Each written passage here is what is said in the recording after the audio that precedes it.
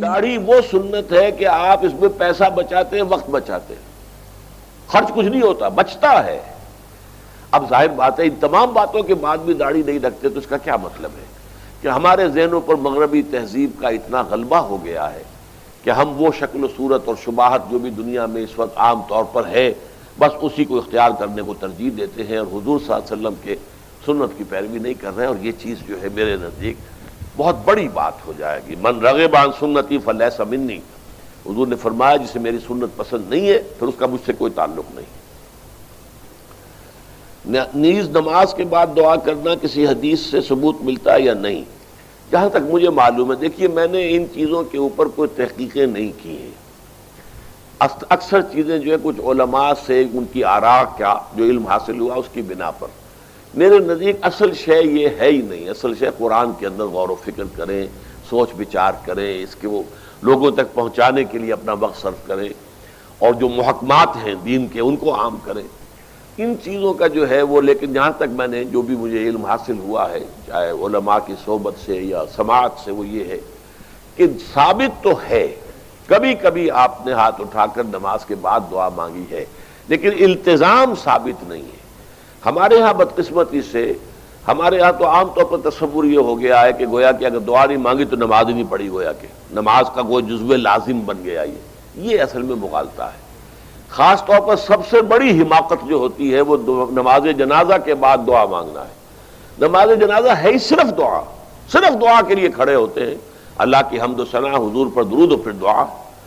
اب وہ چونکہ پتہ نہیں، جاہل لوگ ہیں، کچھ پتہ ہی نہیں ہم نے کیا پڑھا، یا پڑھتے ہی نہیں، پتہ ہی نہیں، دعا یاد ہی نہیں، وہ تو کھڑے ہو گئے آ کر، اس لیے کہ بہرحال عزیز ہے، فوت ہوا ہے تو اب شریک تو ہونا ہی ہے۔ اس وجہ سے وہ جہالت کی وجہ سے پھر وہ دعا کرتے ہیں۔ دعا کا کوئی مطلب ہی نہیں، دعا تو کی ہے، بہترین دعا کی ہے، مسنون دعا کی ہے، صف بستہ ہو کر کی ہے، امام کے پیچھے قبلہ رخ ہو کر کی ہے، اس سے بہتر دعا کون سی ہوگی؟ ڈاکٹر عابد مجید صاحب، میں ملازمت کے سلسلے میں بیرون ملک سعودی عرب جا رہا ہوں، اور میرے پاس درس قرآن اور دوسرے موضوعات پر تقریباً 300 آڈیو کیسٹ ہیں جو میں ساتھ لے جانا چاہتا ہوں، مگر میرے سننے میں آیا ہے کہ اس پر سخت پابندی ہے۔ آخر کیا وجہ ہے، وضاحت فرمائیں۔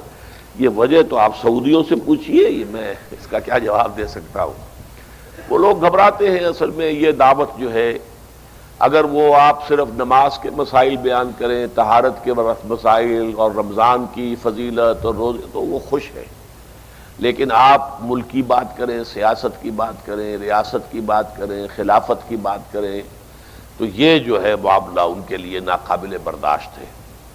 میں وہ خلافت کانفرنس ایک ہوئی تھی سن 94 میں لندن میں، حزب التحریر کی، اس میں چلا گیا تھا، اس کی مجھے فوراً نقد سزا یہ ملی تھی کہ ویزا میرا ایشوڈ تھا، دبئی ایئرپورٹ سے مجھے واپس کر دیا گیا، جائیے نو انٹری، اور آج تک اب میرا وہاں پر داخلہ بند ہے۔ تو میرا داخلہ بند ہے تو میرے کیسٹ کیسے وہ قبول کر لیں گے؟ ویسے یہ کہ کوئی 2 4 کیسٹ تو بعض اوقات لے جاتے ہیں حضرات، ہمارے احباب آتے ہیں لے جاتے ہیں، اور یہ اس میں ڈیپینڈ بھی کرتا ہے کون شخص اس وقت کھڑا ہوا ہے وہاں پر۔